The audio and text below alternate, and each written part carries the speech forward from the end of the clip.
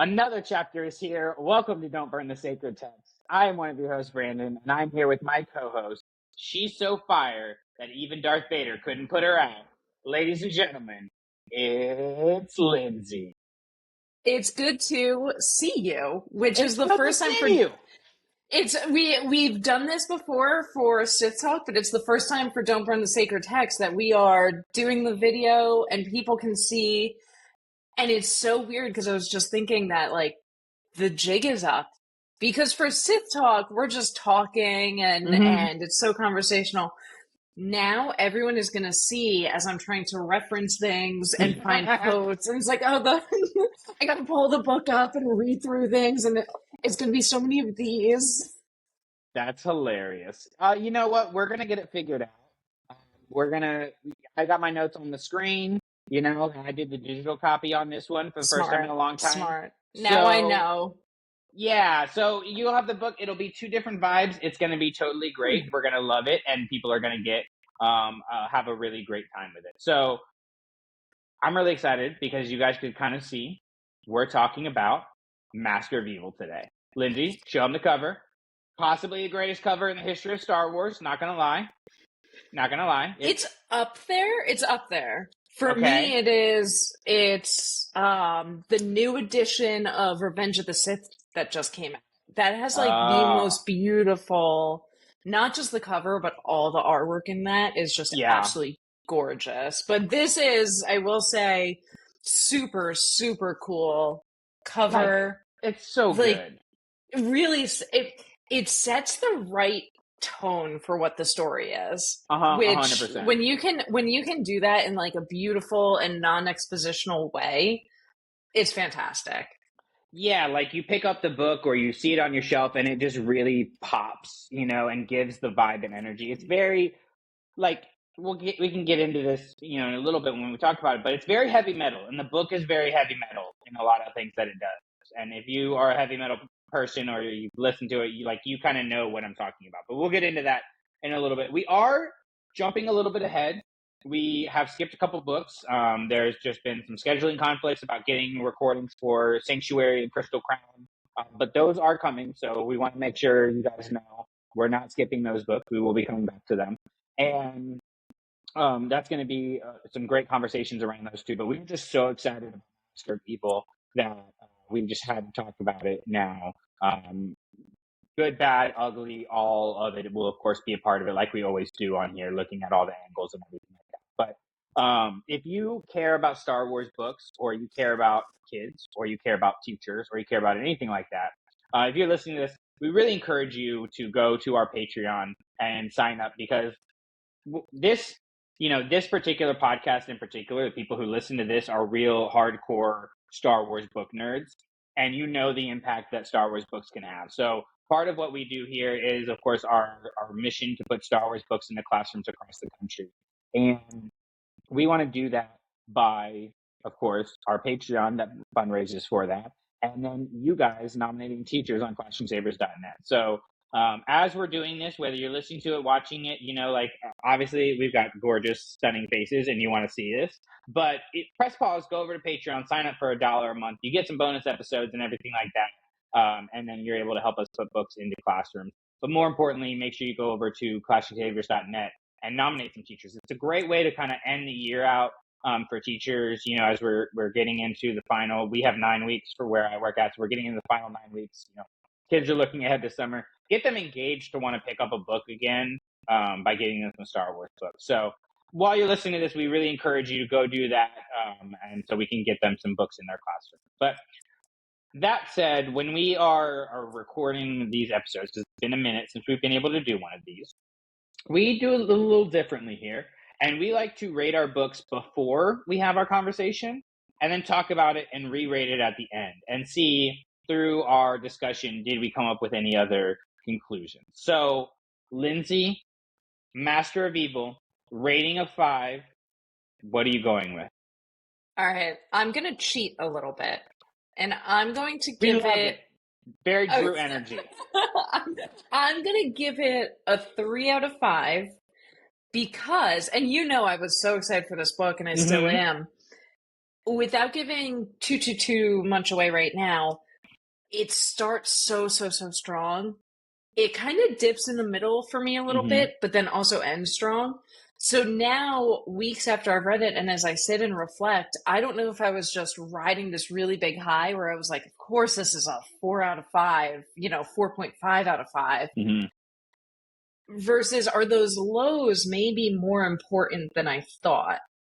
That's So valid. I'm gonna put it at a 3 out of 5 now, with the absolute hope. And Star Wars is built around hope, but the Readers, absolute indeed. hope that you can move it back up to that Okay. four-ish area for I me. know what my mission is. I can do that. Okay. I can approach it that way. I'm going with a 4 out of 5. But Okay, good. I will admit it is a soft 4 out of 5. Okay. Not a weak one, but soft. It's different. So it has some pliability to it. I also have some conversations that we need to discuss about the middle of the book and everything that goes on there. So we'll definitely have to get into that. But let's go ahead and just start at the beginning because, like you said, the book starts really, really strong when we get this shaman and he can revive people from the dead and all of that stuff. Um, we get this planet that was like a virgin and just all of this like great lore around it. So you kind of mentioned this that it starts really strong for you. What stood out to you that starts really strong at the beginning of this book? Yeah, so from I did not expect to see the name Dooku in this book, first of all, right? So Well, right away, that prologue had me. I was like, mhm, this is not at all what I thought this was going to be. And reserve that, remember that thought, right? Remember that I really like this Clone Wars recognition. Um, but you know me, the lady of lore, right? I love nothing else than tapping into that spiritual, that supernatural, I think is the word I'm looking for, mhm, ness of not just the Force, but even like very specifically the Sith, because that's something that, especially in canon, we don't know too much about. So getting to tap into that right from the get go was so interesting to me. One of the more played out areas, in my opinion, is that dark and pure white and that gray of the Empire. mhm, Right. That's something where Lost Stars broke the mold, where it did it really well. But it's an area that I think is a little oversaturated. Andor obviously was not part of that, right? Andor was something so new and so crisp and fresh. So to go from what interests me the most and is absolutely why I'm here and what I'm hoping to get from this book, and then get thrown into the Empire, but it felt more like getting thrown into Andor, right? This is mhm, ISB. This is people within the Empire starting to climb their way up. And this is people in the Empire maybe having like the secret organization. Like there was so much to like right from the start. And I'll say it now because it's going to be really important. For anyone who doesn't know, one of my favorite Star Wars entities, especially in canon now, is Vader Immortal, which is a virtual reality game. Highly suggest if you're ever able to check out that game on VR. If not, I'm sure there's YouTube yeah, videos there's telling the definitely YouTubes. story. That's how I There, played yeah, it. and Yeah. it's an incredible story, and it made Vader more interesting to me. It made him make more sense to me. I went into this book expecting something like Vader Immortal, and with everything in the first, I would say, third of the book, that's what it was setting up for, and it was Yeah. so exciting to me. Yeah, and because you had all of those things, you had Dooku. It's funny that you say about Andor and feeling like Andor, because for me it felt like the beginning of the Bad Batch. Mm. Because you started with Dooku, I saw this in animation uh, in my head, and so I immediately went to Bad Batch, and it's the beginning of the Empire. It's a dark and stormy night, all of that kind of energy. that it had, and then going on this adventure to this planet and finding a shaman and stuff. And it just felt like it would be something for me and that would hit for a Bad Batch episode. But it really did set up all of this stuff about, is there really somebody who can bring someone back from the dead? And this is something that we're going to have Vader pursue and all of that stuff. I think for me, everything up to getting to the ship that they get on really worked really, really well. And then Yep. we get mixed reviews as it goes along. I think it's really interesting that you presented it all the way that you did, because a lot of times we go, well, what's the payoff, right? And I do think that there's something to be said that, like, this book, the beginning part does stand on its own, right? That we don't need all the answers. It brings a lot of the questions are the fun, right? Is the shaman really able to do this? What's the lore behind this? So I think that that's okay to have that in there. But I will say one of my big knocks on this book is, one we'll get into later, is the whole droid situation. Devore is going to hate me. So if you never hear an episode of Class Shavers again, it's that. But it is that I don't feel like we went as far as we could have on the payoff of the Virgins of the Force and all of that stuff. But setting up this idea of the shaman understanding the power of the dark side, and that it has the answers that Anakin seeks. There's one quote that stood out to me. It says, the shaman speaking, and it's, the power you speak, he whispered, Anakin. Goth blinked behind his mask, unsure quite what he had heard. Was that some local dialect, the same language as the chant that had been? Had the shaman called Lord Vader Anakin? Little moments like that really stand out to me of like, okay, cool. I really like both what they're telling and the storytelling angle they're using of having an outside perspective. But then so here's the challenge of this book that I'm realizing right now. Every good thing that they have, there's a bad equal to it, right? So good thing, they've got the lure of this. They've got, the shaman recognizing, I'm imagining through the Force, who Anakin really is and stuff like that. And then you have Goth seeing this and being like, is that Anakin Skywalker? You have, and that's all good. But then you have the bad of like him seeing these recordings of the Darth Plagueis the Wise conversation and the end of Revenge of the Sith. And I'm like, that's kind of campy in a bad way, It feels like a cheat. It feels does. like a cheat.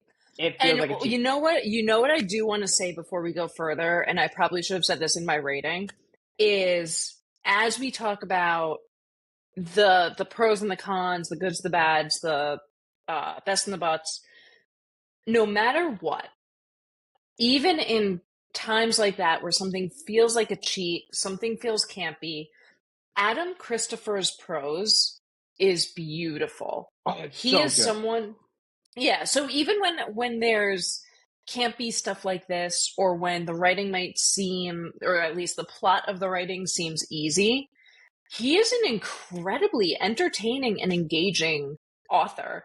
Mm-hmm. And he builds characters well. He can build a variety of characters well. It's not to say he's the absolute best of the best, but he's up there, right? Like his prose is 5 out of 5. It's just some of these devices that we'll get into, I think, were misplaced. Well, and I think it says a lot, like when you're reading, or was my experience at least, I wonder if it's yours too. When I'm reading it, I'm just enjoying reading it, right? And it's when I go back and think about it, I go, actually, I didn't like that part, right? And I think that says a lot about him as an author, right? And where his skills are. Because I think you can say the same thing about Shadow of the Sith, right? Which is the other book that he wrote that we did rave about that one. And you read that one and it's all great. And then you go back and you look at it and you're like, I might not have liked that plot convenience and stuff like that. Yeah, the substance wasn't there. And that's why you brought up, I know I'm going to do this at least once because I do it in my mind, is the protagonist's name is Holland Goth. And when my Star Wars brain just immediately wants to shorten it and say Hoth. So if at any point during this I say Hoth, we all know I'm talking about Goth. But he's a really great, interesting, dynamic character, and there's so much good there. But to your comparison to Shadow of the Sith, about 2/3 of the way into the story, I just kind of stopped and I was like, I don't know what he wants anymore. Mm. I don't know what Holland. Obviously, he starts out by wanting this kind of promotion and wanting this recognition and to be serving the Empire in a greater way. And then once he's able to do that, he has this super interesting story, right? The plot is so cool. I don't know what he ends up really wanting going into the third act of the story. See, I disagree with you there because I think what he wants changes, right? He wants. I think it's kind of honestly it's similar to Anakin in the Revenge of the Sith book where he wants access to more knowledge, right? Anakin, one of the things that really stands out in the Revenge of the Sith book is Anakin wants to be able to get into the Master's archives, right? I think Holland sees the promotion as access to more information to keep him alive, and then he realizes Vader is that answer, right? Which I think is an interesting framing because we always look at Vader as the problem and Anakin as the answer, and he's looking at Anakin as the problem and Vader is the answer, which is just an interesting dynamic to flip. And I think he wants, he wants the suit, he wants what Vader has in that power. And then by the end of the book, honestly, I mean, he realizes he can't have that. Honestly, I think the problem is not that for me, his motivation wasn't there. It's that it turns too quickly. The turn happens and it's just like a flip switches. And I understand that happens in life sometimes, but for me narratively I like the slow burn, and I thought it would have been easier if he starts seeing through the facade of Vader slowly and slowly, and he's trying to convince himself that he's not seeing what he's actually seeing. um Especially in the early ages of the Empire, as everybody is really trying to digest the propaganda that's going on. I thought that would have fit a little bit better. It's just really interesting to me that you say you don't know what he wanted, because I thought it was kind of overkill how much they brought it in. That it was like it was stated so many times. Maybe that's more what it is, where it seemed so out of place that it didn't feel natural to me. Yeah, that I would agree with Maybe that's strongly. more what it was, where that want didn't feel natural. And I guess to tie this into the main plot line, being that Vader obviously seeking immortality, not just for himself, but he's even seeking this for Padme and Hmm. how he can bring her back and everything. And for the main protagonist, then, to really be trying to deal with all of this while still dealing with his own mortality, I thought that side by side comparison, even during the lower points of the plot, I thought that was always a really interesting contrast there.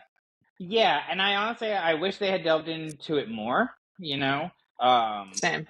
So I feel like as the protagonist that Goth didn't have a lot of character to him.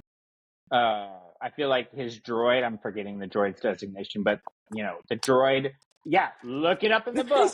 Um, the I think it's droid like I thought, IX-99 or something. yeah, something like that. I think they call him Nine. He had a lot The of depth. TC-99. TC-99.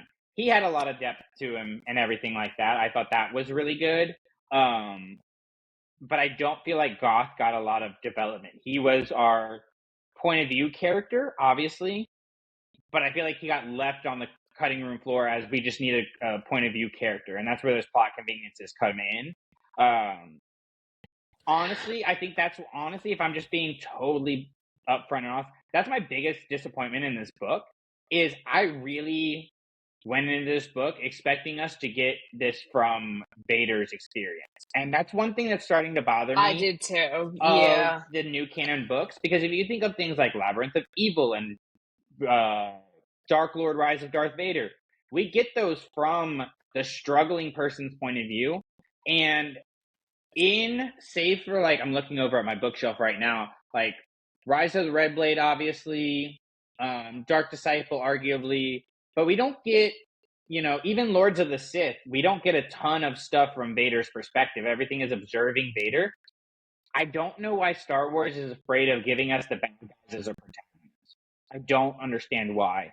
Like they have some of the greatest, if not the greatest villains of all time, right? That we have a lot of depth around. Like these are well developed villains. They're not, you know, these side characters, but yet they get treated as these side characters. So with the story that Adam Christopher was trying to tell, I do wonder if there were some fingers in, the pudding or whatever to say, well, you can't tell it from Vader's perspective in case we want to do stuff with Vader later that's different than that. But you can have an unreliable narrator kind of thing going on that we could use as an excuse.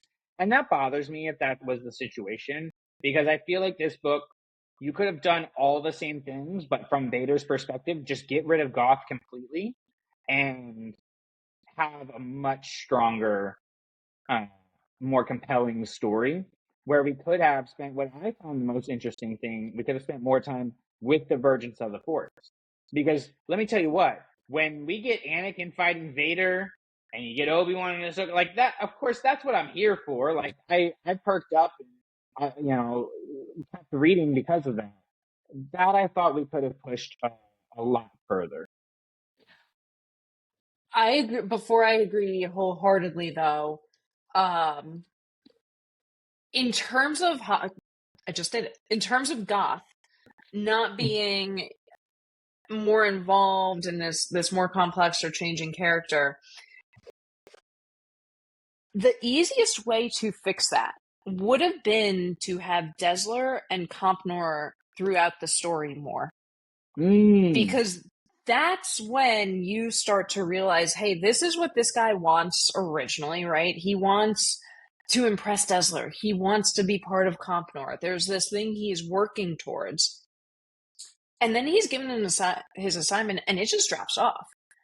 It does drop quickly, And yeah. it drops really, and it's brought up like one time in the middle, and that's really it. But if you were to have ways to keep Desler in the story more often, where you can now have Goth with this constant reminder of, hey, here's what you wanted originally, and then start to witness things and say, maybe this isn't right. But he's still tied back to that original want compared to Mm. what he's evolving to. I think that's where it wouldn't feel as drastic as a switch, because he is, I think, a pretty complex character. But you're right, it's not really shown often enough because that original want disappears too quickly, and then he's just observing after that. Yeah, and I think honestly you can say that for a lot of characters. Like this is another book Mm-hmm. where I feel like we have way too many storylines going on. Um, Okay, it's can we just cut the entire Techno Union storyline from this? yes, please. I don't, I plot don't understand why wise, we need it. thematically, I don't. That was a It hundred was so out of left pages. field. You could have cut and made it more about the Virgins of the Force there. Yeah, I had zero interest in any of that. Didn't enjoy any of that. It's funny because I was reading it this was the first book that I read on the new Kindle Paperwhite that I got. And so you obviously I don't have the like percentages and stuff while I'm reading. So I'm just reading the book and you're not seeing your progress like you would in a regular book. So I'm like, this are we getting to the end of the book and this is how they're going to end the book? And it's like, no, that's the false ending. I check in, I'm like, oh, I'm only at 80% or whatever. There's a lot of book left to go, and there's no way they're going to keep this meeting going for another, 20% of the book. So that was just, it was really confusing to me, why it was even necessary at all. I don't think it really said anything interesting thematically. I don't think it said anything interesting about the characters. And that's another group of characters that I felt was not developed enough, right? You've got the shaman's family, whose names I'm not even going to try to butcher. They are well-rounded, in-depth characters that I thought were really, really interesting. Whereas you get these Techno Union SDE people that just don't have any character to them other than they really want this droid. And the other It one is drove just me a peon nuts. that follows it around. I don't. And It then drove the me whole nuts. the droid connecting into the human and taking over the human. I didn't like it in Last Shot. I don't like it here. Um, that Oh my God, I honestly, forgot about that in Last Shot. I yeah, forgot most of Last Shot, to be honest. yeah. Um, I don't know. I've read But that book multiple so times for going some back to reason. the good though, the shaman's family I thought was one of the best plot lines that we've had in a long time, and it was so beautifully done here because talking about the juxtaposition of Anakin trying to or Darth Vader trying to find immortality, and you have Goth who's dealing with the fact that he's dying and he can't save himself, to then have the third bit of this triangle where it's the shaman's family, even what should be the new shaman herself, who in theory should have the power to do this and to bring someone back. They were not the least bit interested in how can I get my father back? How can Hmm. I get my husband back? They, the ones who in theory had the power to do it, were the least interested ones in preserving life. If Good point. anything, they were on this revenge mission to say, how can I end this life? And that was something so unique that we haven't really seen before. Yeah, it was really interesting, and I think it exposes a lot of like the fallacies and flaws in Anakin Vader's logic, right? Because Mhm. he's lost so much. At this point, he thinks, he might think Obi-Wan's dead. He thinks Ahsoka's gone. Mhm. He knows Padme's gone. His mom's gone. But he never thinks about bringing those other characters back. It's purely Padme, right? The one that he had possessive love over. Hmm. And it juxtaposing is the perfect word for it. When you put that character, Anusha, I think is her name, next to, look at me, I did it. Next Oh to yeah. Vader, Assuming you said it right.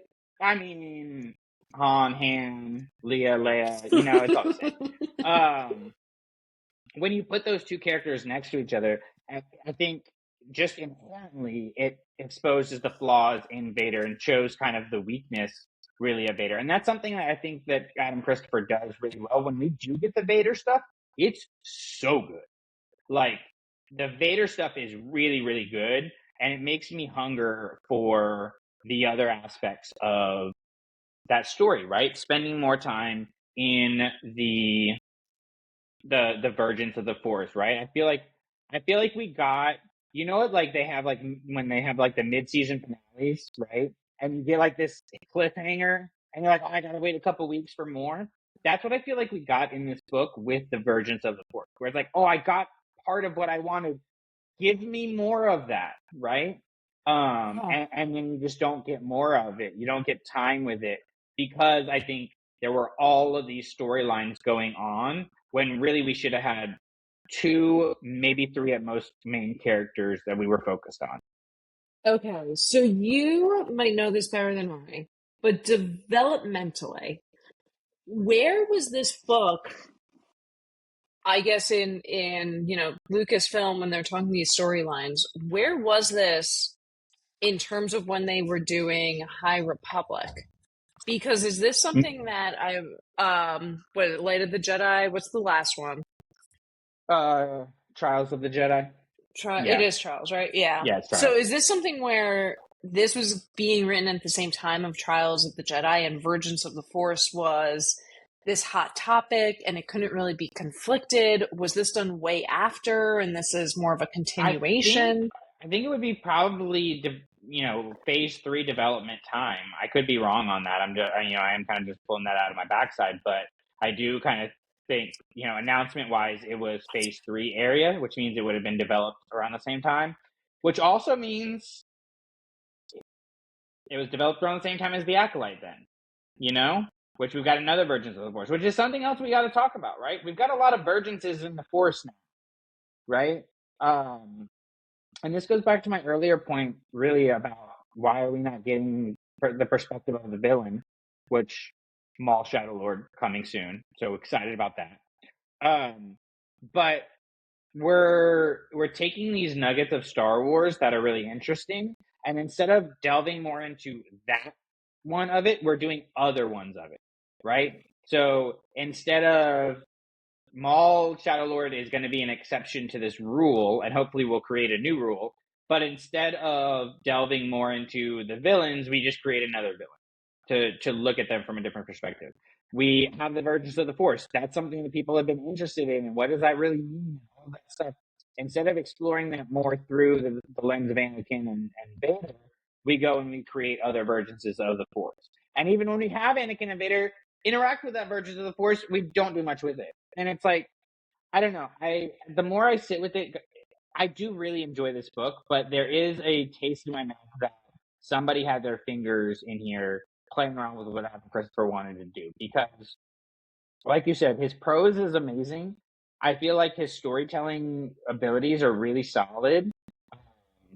And the character development in like Shadow of the Sith really shows that what he has the potential to do.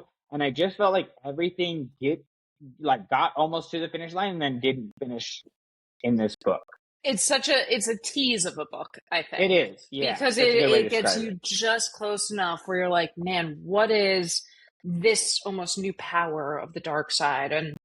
And what is going through people's minds when they realize, hey, I might actually know this Darth Vader guy already, and not really what I thought he was. It gets so close to so many things, but it doesn't really complete it. And I think that comes from trying to do too much. Where I made the comment before, but it's so true. If you take out that Techno Union storyline, you're gonna have so much time to go deeper into the things that people care about, and you as an author and storyteller should care about. But I also, this is where I struggle, is I make these comments and I don't necessarily know what else to do to fix it, right? I can say I take out the 100% techno know. line. Okay, what it like if you were to take out that techno union storyline and it's the same amount of pages and that gives you time to go deeper into something else, what would you do? There's a few things. So one, when we get the Vader has disappeared, right? There's not much of a hunt for him. It's just kind of like, oh, here's the ship. We're just going to find the ship, and then there you go. So you got more of that. The finding the ship in hyperspace, which is a really cool idea. I don't know if it was Adam Christopher that came up with it or a recycled idea or what. Really I cool. did like that, yeah. But then it's supposed to be really hard to get to this ship, and 3 separate groups of people get to it like that. So really exploring more of that, spending a lot more time in the Virgins and from the point of view of Anakin. And really, the temple kind of becomes an afterthought. It's what everybody's after, and then it really is the epitome of a MacGuffin, right? Where it really doesn't matter. It's kind of the map in The Force Awakens. The map doesn't really matter. Getting to Luke does, right? The temple doesn't really matter. Getting you to the Virgins of the Force does, but we don't explore either of them in full depth. So I think you could have filled those pages with slow burning everything. This book happens at such a rapid pace, right? Where it almost makes you trip and fall because you go, oh, this is really interesting. I hope we spend time here. And then you trip and fall into the next thing, right? And then that's really interesting. And then I trip and fall into the next thing. So you had it, you stated it perfectly when you call it a tease of a book, right? Let's be clear. The things that it does them really well. But it only goes to 85-90% of what it could have done with it, right? Even, I will give credit, even though I don't like it, the Techno Union part of the book, it's not bad. It's just unnecessary, right? Yeah. That doesn't make it's misplaced. It's misplaced. It's misplaced. That's a perfect way to put it. It doesn't, if that had been the book, right, is discovering that ability to connect the human and the droid or finding the commando droid, I think, as the goal or whatever, that's a different book, and it could have been a really good book, right? But it's a different book than what they were doing, and it's just like this little like supplement that's just like slid into this book, and this might be more top of line because I'm actually rewatching Clone Wars now. But it's one of those, if that were like a 3-episode arc in the Clone Wars, it's not like oh my god, that was so bad. but it's just a forgettable storyline. You know what it is? I have it perfectly. I have the perfect analogy. So it's the third episode in the Martez sister arc in season 7, Ooh. where y'all know, if you haven't, and it's been a minute, if you only listen to Don't Burn a Sacred Text, I love the Martez sister episodes. I think they're important to the storyline of season 7, important to They're Ahsoka's important to story. Ahsoka. Yeah, it's important to me. I feel like they should have been 3 episodes, because that second and third episode basically repeat the same thing. And that's what happens here. Is it's just an unnecessary addition to add length to the story, right? Where it doesn't do anything that the rest of the book doesn't do, right? Because really, what I'm trying to remember what his name is. Keel, I think is his name, is the character's name. What he's doing is he's connecting that man and machine, right? So it's another version of Vader. Goth is trying to become another version of Vader. Like, everybody in this book is, except for the shaman's family, is really trying to become another version of Vader, right? And that's really cool and interesting. But you don't, like, you've got them paralleled instead of, juxtaposing them to each other, right? They never intersect in the way that they really could, to take this book from a 4 to like an 8 out of 5, right? Like, this book has all the potential to be the greatest Star Wars book ever written. It's got the author to do it. It's got the stories to do it. It's got the subject matter to do it, right? We should be doing nothing but raving about this book. And like, all we've done is critique it. And not because it's bad, but because it's so good that it's frustrating that it's not better. Yeah, it falls short of what you want it to really, really. Because to me, what would have made this a 4 out of 5 is we learned so much more about the Sith and not just the Empire. This, as Mm-hmm. something that started with, hey, here's the Sith, here's this cool aspect that you didn't know, this, if you don't know who Darth Momin is, here's something you can touch on here. If you haven't watched Vader Immortal, here's some more context. It starts by that, and then it just falls into this trap of Empire this, and people really revering Anakin about this, Mm-hmm. and it falls so short. To the end, though, right? We've hammered out the middle, but like I said, when it gets back to the end, for me, it picks up a little bit, right? It starts here, it dips way down here, and then it comes back up to like about Mm-hmm. here. For those of you who are listening, I had my hand really, really high at the top, really, really, Really low, low and at then the in the middle. bottom, and then And right in the also, middle go at check the us end. out on YouTube. There you go. Great plug. But no, it doesn't get all the way back up to where it started, but there's still a lot of highlights towards the end, right? I think that as we remember that the point of this book isn't, the point of any book is not just the plot line, it's the themes. So as you're dealing with mortality and what that means, I think to have Goth actually choose to sacrifice himself, Mm-hmm.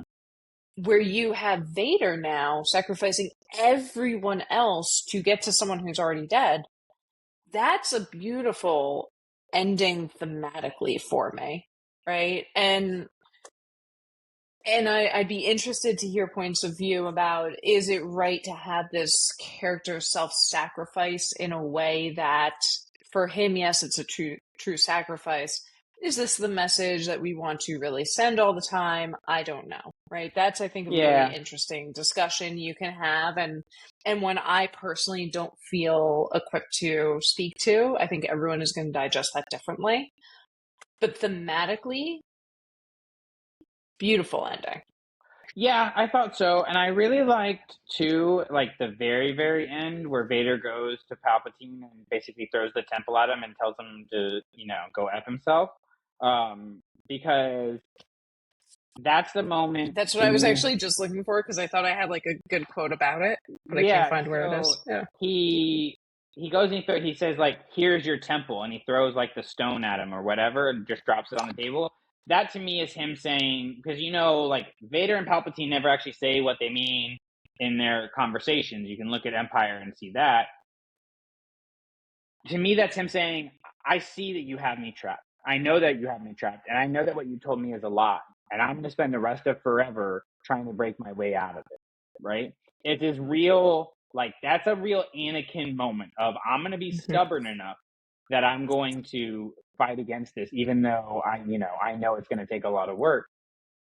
Which honestly makes Return of the Jedi and that moment on the balcony on the breezeway a lot more tragic, where he goes, you don't know the power of the dark side. I must obey my master.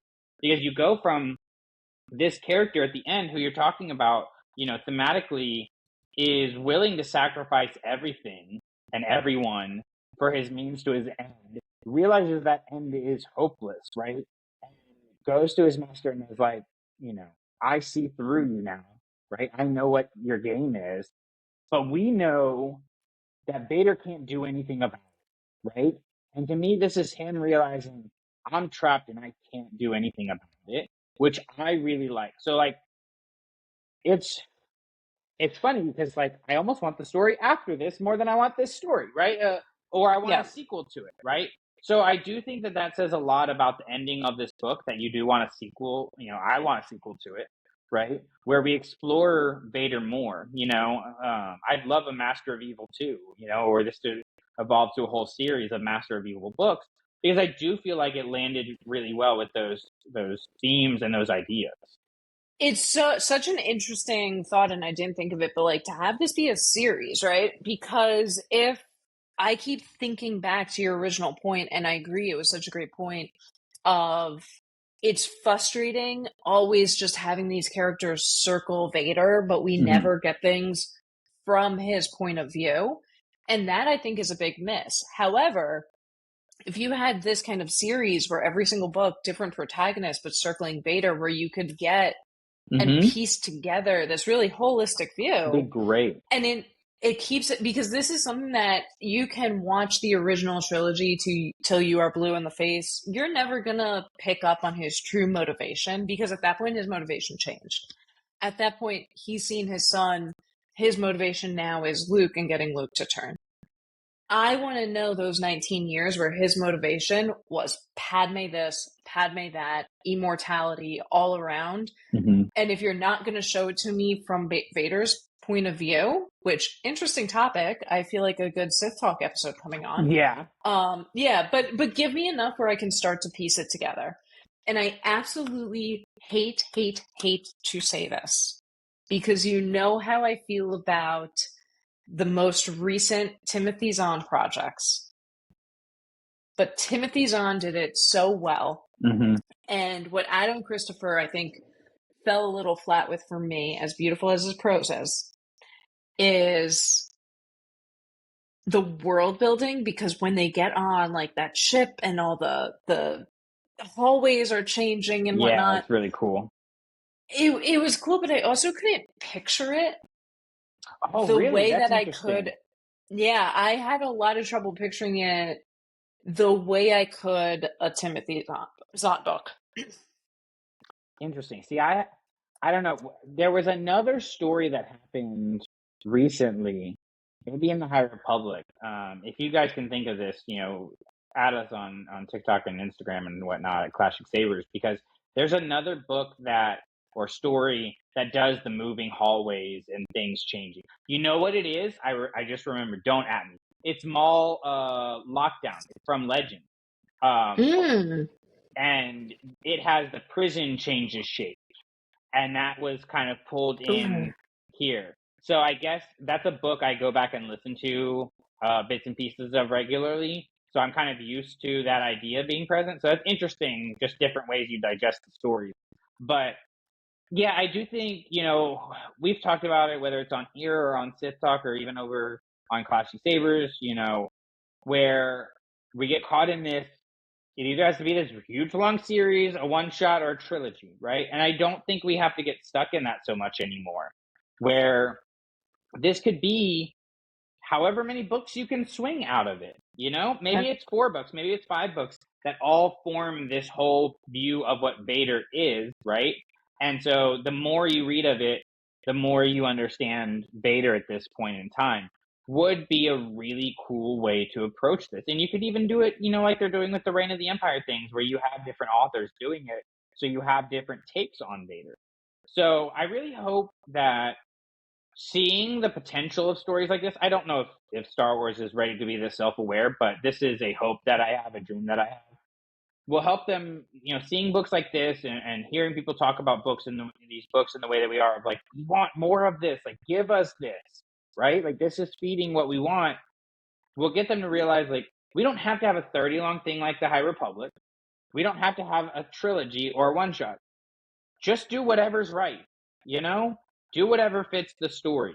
Look at And Battlefront. yeah.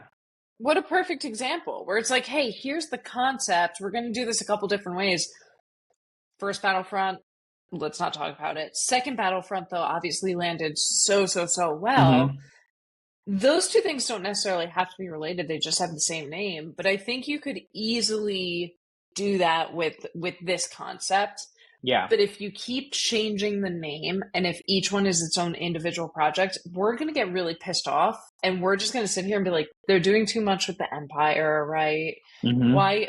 But if it's just a Master of Evil, I don't even want to say series, but just title and different project. Yeah. That I think would hit so well, and there would be so much to glean there, and we could really start to connect some dots, not just plot-wise and what was going on with Vader at any time, but what did the dark side really mean to Vader? And what interests me with that is, I might change my mind on this, right? And this is open for debate. I think it would be a really interesting story if we could see for 19 years how he falls deeper and deeper and deeper and deeper into the dark side. And then that redemption is so much more powerful, as opposed to, here he made this decision at the end of the Clone Wars, and for 19 years he regretted it. That redemption arc is not as powerful. But if we can see him falling deeper and deeper, I think it just actually gives a lot more to the time we get to Return of the Jedi. Well, and it adds to other characters too, right? Because Vader is the linchpin of the story, right? So we see Obi-Wan fail to redeem him. We see Ahsoka fail to redeem him, right? So that makes their stories more tragic by making his story more tragic, right? And it's not that it's one of those things like, do we need that story? Like, no, do we technically need it? No, the story makes sense as it is. But why would you not improve the story if you could make it better, right? By adding more content to it that we want. That's the thing, right? Yeah. This is not a story like, I'll throw Inquisitor in here, Rise of the Red Blade, right? Not that people were saying, like, what do we need this story for? But there weren't a ton of people other than me craving a bunch of Inquisitor stories. People are pretty much, the general consensus is Inquisitors are fine. We understand why they exist, like, cool red lightsabers, right? Me, I'm like, oh, the Grand Inquisitor is one of my favorite villains in Star Wars. I want more of that, right? So all of that to say, it's not one of those things where people aren't hungering for that. People want more Vader, right? Look at how often the rumor comes out that there's going to be Vader horror series in Star Wars, or there's going to be a Vader movie, right? As if there's not 6 of them. The people want I know, right? People want more of this, and they're just like, I don't get the not feeding what we want when it's also what's best for the story. And this is, something we've discussed on Sith Talk. I do have hope that the Filoni getting more, power in the position of being co-president will really, because I've got to assume these books are profitable with how often they're putting books out. I got to assume they're making some kind of money off of it. Hopefully this will start to get things to shift. What you got thoughts? I think the best way to ease into this, they haven't announced what it's going to be this year. Hopefully there is one. A Tales of Vader. That would be good. Right? With Filoni and his crew at the helm, just give me like quick 10-minute episodes from Vader's point of view. But here's the thing. even the Tales of series is evidence to what I'm saying, where they don't go far enough, right?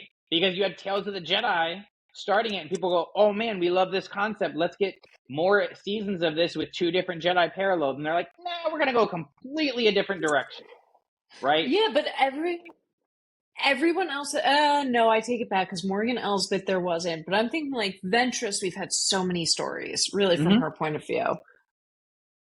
Yaddle was really interesting. That one was, yeah. All right, But I take it back. take it all back. I was going to say everyone else we've started with their grand stories, and then we've kind of zoomed out a little bit. Whereas this is the first one; it would be zooming in. Yeah, which is fine. I do. This is not a dismissal of the Tales of Vader being a fantastic freaking idea. It's just I'm not even being I'm really not being negative, guys. I promise I'm not. I am wondering. I'm wondering what the strategy is, right?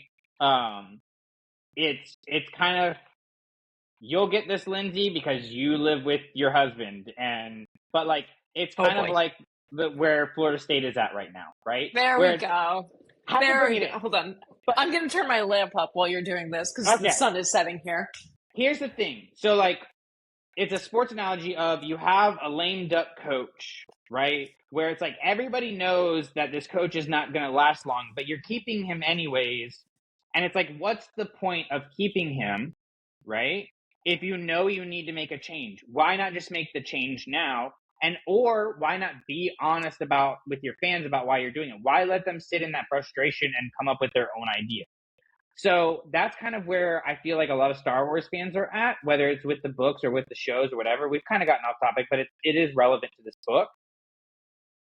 Why are we not It getting more of is. a lens into why we're doing things the way we're doing them? Because I do think, to bring it back to the book, the Filonis, the Adam Christophers, all of these people who are making this stuff, the Mike Chens, the Claudia Grays, Delilah Dawson's, all of these, they care a lot about these stories, right? There's no doubt about that. You can feel in this book how much Adam Christopher cares about these characters.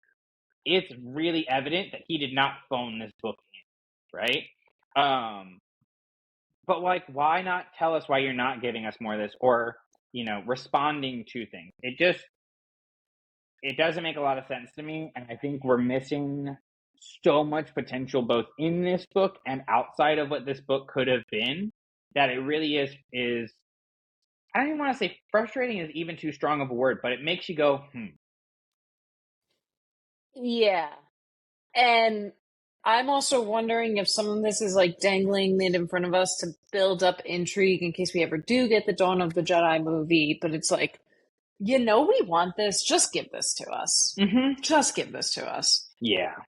No. So it sounds like maybe you're not still at a 4 out of 5. I'm not. Honestly, I felt like this was going to happen when you came 3 out of 5. I'm going 3 out of 5 on this one. Yeah, I'm gonna stay with my 3 out of 5. And I really Okay. wanted you to bump me up. I really, really did. And I did. And look, if you guys have been here for a while, you understand this hopefully about us. If you're new here, we critique because we love. None of this is ever an Yes. attack on We're not this, talking or bad mouthing it. Yeah, not at all, right? I think both of us in our 3 out of 5 rating have a lot of love for this book. The prose, the characters, the stuff that we get with Vader, like, hopefully that stuff shines through, because we're not knocking all of this stuff. It's just a matter of, man, we could do a lot of stuff that they're just like holding the reins on, and I hope we get more of that. And I would love to come on to here or come on to Sith Talk or whatever and be like, hey guys, they finally let the reins go and we were wrong, and here's all the things. And I will say, no matter what, next time I see Adam Christopher's name on a book, I'm still going to be so excited. Oh, hell yeah. Oh, dude, the guy can write Star Wars. The guy can write Star Wars. He gets the galaxy. I think that's one thing we didn't talk about that really stood out. This guy gets Star Wars, right? He understands the mythology, and it's really powerful. So this is another episode. As with a lot of these, we could go hours and hours on, but we want to hear what you guys have to say.